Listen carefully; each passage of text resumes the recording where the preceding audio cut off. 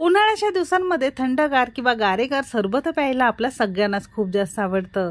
तर आज आपण उन्हाळा स्पेशल एकदम रिफ्रेशिंग, मनाला ताजं टवटवीत करणारं आणि एकदम स्वस्तात मस्त आपण एक सरबताचं प्रीमिक्स बघणार आहोत किंवा सिरप बघणार आहोत। असं हे सरबताचं सिरप तुम्ही एकदा जर फ्रीज मध्ये बनवून ठेवलं की अगदी 2-2.5 महिने किंवा संपूर्ण उन्हाळाभर तुम्ही याचा लाभ घेऊ शकता। जेव्हाही तुम्हाला थंडगार सरबत पिण्याची जर इच्छा होईल, फक्त पाण्यामध्ये घालायचं की सरबत तुमचं 1 मिनिटात तयार होईल। रेसिपी नेहमीप्रमाणे भरपूर टिप्ससह तुमच्या सोबत मी शेअर केलेली आहे, म्हणून ती अगदी शेवटपर्यंत नक्की पहा।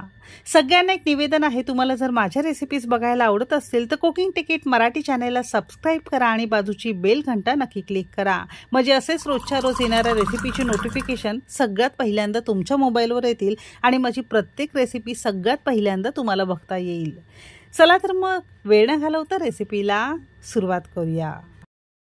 सगळ्यात पहिल्यांदा सरबताचं प्रीमिक्स कसं बनवायचं किंवा सिरप कसं बनवायचं ते बघणार आहोत। त्यासाठी मिक्सरचं भांडं घेतलेलं आहे आणि त्यामध्ये एक मूठभर आपण देठांसहित थोडी पुदिन्याची पानं घेतली आहे, कारण पुदिन्याच्या पानांपेक्षा त्याच्या देठामध्ये स्वाद खूप असतो आणि रस सुद्धा असतो। तर इथे आपण एक मूठभर देठांसहित पुदिन्याची पानं घेतलीत, नळाखाली स्वच्छ धुवूनच आपल्याला इथे वापरायचं आहे। उन्हाळ्याच्या दिवसांमध्ये पुदिन्याचे पानं आपल्या शरीराला थंडावा देतं। स्वतःचा गुणधर्म थंड असल्यामुळे उन्हाळ्याच्या दिवसांमध्ये याचं सेवन करणं गरजेचं आहे। तुमच्याकडे थोडीशी पुदिन्याची पानं असतील, म्हणजे 10-12 असतील तरी चालेल, तर याबरोबर तुम्ही धुवून यामध्ये वापरू शकता। सोबतच इथे आपण 1 चमचाभर जिरं घेतलेलं आहे। अजिबात भाजून वगैरे घेण्याची गरज लागत नाही, असंच वापरलं तरी सुद्धा चालू शकेल। सोबतच 1 चमचाभर आपण इथे बडीशेप घेतलेली आहे।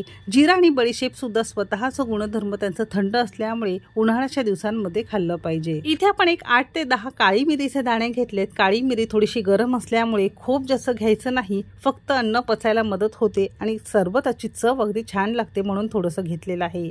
इथे आपण 2 हिरव्या वेलच्या घेतलेल्या आहेत। एक तर फ्लेवर सरबतामध्ये छान येतो आणि वेलचीचा सुद्धा गुणधर्म थंड आहे। इथे आपण 1 इंच आल्याचा तुकडा सालं काढून घेतलंय। तुमच्याकडे जर ताजं आलं नसेल तर अर्धा चमचा सुंठ पावडर सुद्धा तुम्ही इथे वापरू शकता।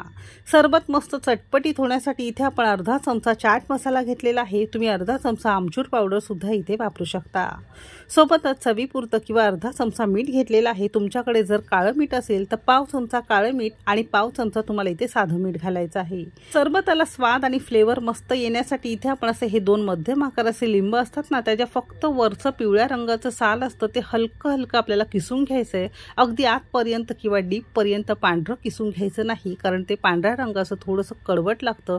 फक्त लिंबाचं वरचं पिवळ्या रंगाचं पातळ साल असतं ते हलक्या हलक्या हाताने किसून घेतलेलं आहे। असं हे किसून घेतल्यामुळे नॅचरल यामध्ये लिंबाचा फ्लेवर येतो, कारण लिंबाच्या रसापेक्षा त्याच्या सालामध्ये स्वाद खूप असतो। तर इथे आपण असे हे 2 मध्यम आकाराचे लिंबू असे हे आपण साल थोडी थोडी किसून घेतलेली आहे। आता हे लिंब आपण नंतर वापरणार सुद्धा आहोत। तर इथे आपल्याला साधारणतः अर्धा चमचा लिंबाचा हा फ्लेवर किंवा लिंबाचं पातळ पिवळं साल आपण किसून घेतलेला आहे। याचा अत्यंत सुंदर फ्लेवर आपल्या सरबतामध्ये येतो। अगदी पाव कप आपण इथे साधं पाणी घातलेलं आहे। पाणी खूप जास्त घालायचं नाही, नाही तर ही पेस्ट मिक्सरला व्यवस्थित बारीक होत नाही, ती मोठी मोठीच राहते। तर फक्त पाव कप पाणी घालून अशी ही आपण छान पेस्ट फिरवून घेतलेली आहे। तुम्ही याचा रंग बघू शकता, किती मस्त हिरवागार छान आलेला आहे। डायरेक्ट आपण ज्याही कढईमध्ये किंवा टोपामध्ये हे शिजवून घेणार आहोत ना, त्यामध्ये डायरेक्ट आपल्याला हे गाळून घ्यायचं आहे। गाळून घेतल्यामुळे काय होतं माहितीये का, जिऱ्याचे किंवा बडीशेपचे काही कण राहिलेले असतात, असे सगळे आपल्याला स्मूथ होऊन एकदम मस्त आपल्याला रस मिळतो। आणि हे घेत असताना असं हे घासून घासून किंवा थोडंसं दाबून हाताने सुद्धा करू शकता, किंवा तुम्ही हे वस्त्रकार सुद्धा करून घेऊ शकता। मसाल्यांचे मोठे मोठे राहिलेले कण आपल्याला टाकून द्यायचं आहे। हे अजिबात सरबतामध्ये आपल्याला वापरायचं नाही। कोणताही खाण्याचा रंग, आर्टिफिशियल कलर किंवा केमिकल न वापरता अगदी मस्त पुदिन्याचा अर्क आपला सरबतासाठी तयार झालेला आहे। रंग बघू शकता किती सुंदर आलेला आहे। इथे आपण थोड्या प्रमाणात करतो आहोत। तुम्हाला जर जास्त प्रमाणात करून ठेवायचं असेल तर बनवण्याची पद्धत अगदी सारखीच आहे। साधारणतः 1.5 कप तुमचं हे सरबताचं सिरप असेल तर त्यासाठी अर्धा कप किंवा 100 ग्राम प्रमाणात इथे आपण साखर घेतलेली आहे। तुम्हाला जर साखर वापरायची नसेल तर खडी साखर थोडीशी फोडून यामध्ये तुम्ही मिक्स करू शकता, किंवा गुळाची पावडर किंवा बारीक चिरलेला गुळ जरी वापरला तरी सुद्धा चालू शकेल। आता ही कढई आपल्याला डायरेक्ट गॅसवर ठेवायची आहे आणि मोठ्या सेवर अगदी तळापासून ढवळत याला छान आपण शिजून घेणार आहोत। अशात असू द्या, हे सिरप करत असताना गॅस आपल्याला मोठाच ठेवायचा आहे। जसजसं तुम्ही हे एकजीव करत जाल तसतसं याला छान उकळी यायला सुरुवात होते. अशी छान उकळी आली की संपूर्ण साखर यामध्ये मिक्स झालेली आहे. जरी तुम्ही खडी साखर किंवा गूळ घेताय, बनवण्याची पद्धत अगदी सेमच आहे. आता हे आपल्याला साधारणतः मधाप्रमाणे थोडंसं चिकट होईपर्यंत 1-2 मिनिटं चांगलं शिजून घ्यायचं आहे. याला अजिबात 1 तार 2 तार करायची नाही, तर 2 बोटांच्या मध्यभागी घेतलं की अगदी मधाप्रमाणे हलकंसं चिकट लागलं म्हणजे हे तुमचं सिरप परफेक्ट तयार झालेलं आहे. आणि या स्टेजला आपण गॅस बंद केलेला आहे.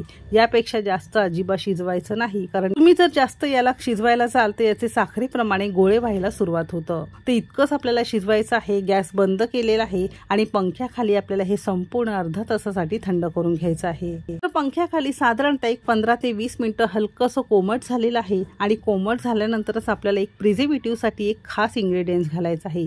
त्यामुळे सरबत एक तर चटपटीत सुद्धा होणार आहे आणि तुमचं हे सिरप अजिबात 2-2.5 महिने खराब होणार नाही. त्यासाठी इथे आपण मगाशी जे लिंब घेतलेली होती ना, ते लिंब 2 मध्यम आकाराची पिळून घेतलेली आहे. पिळून घ्यायचं आणि नंतर त्याला गाळून सुद्धा आपल्याला वापरायचं आहे. आणि कोमट किंवा थंड झाल्यानंतर सिरपमध्ये वापरायचं आहे. गरम असताना तुम्ही जर यामध्ये वापरलं तर लिंबाचा रस थोडासा कडवट त्याचा फ्लेवर सरबतामध्ये येतो. म्हणून संपूर्ण थंड कोमट झाल्यानंतरच आपण हे छान गाळून घेतलेलं आहे. एखाद्या कोणत्याही डब्यामध्ये, काचेच्या बरणीमध्ये किंवा अशा या बाटलीमध्ये तुम्ही स्टोअर करून ठेवू शकता.